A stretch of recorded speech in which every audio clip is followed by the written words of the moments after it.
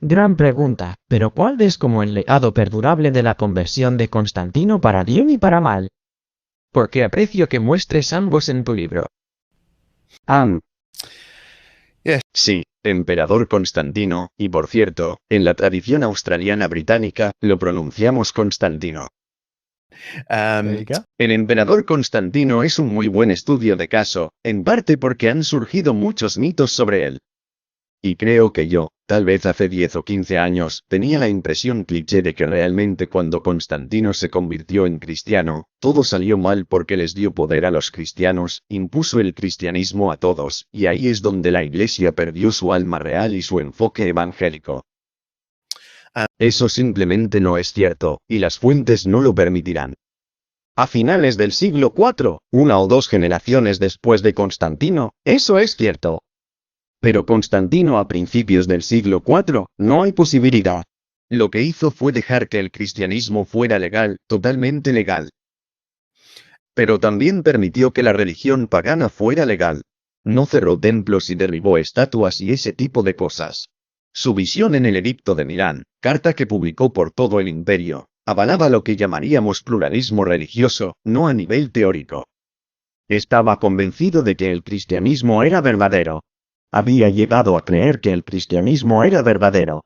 Y creo que realmente creía que el cristianismo era verdadero.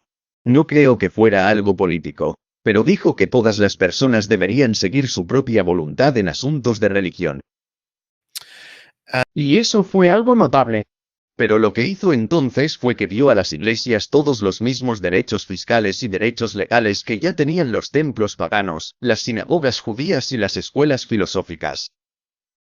Y lo que eso significó es que, de repente, con las exenciones fiscales que vinieron con eso, la iglesia se hizo rica bastante rápido después de Constantino porque tenían una base de donantes que superaba con creces a los templos paganos e incluso a las sinagogas, por no hablar de las sociedades filosóficas.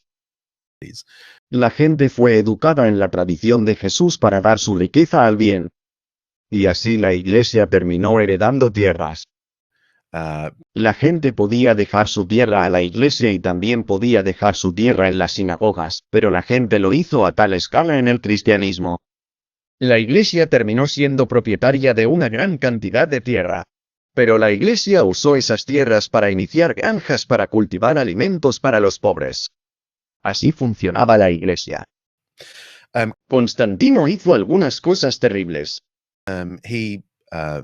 Codificó el antisemitismo, tenía leyes contra los judíos que poseían esclavos y los judíos que intentaran circuncidar a sus esclavos debían ser ejecutados. Y hay algunas cosas terribles que hizo pensando que estaba siguiendo el camino de Cristo.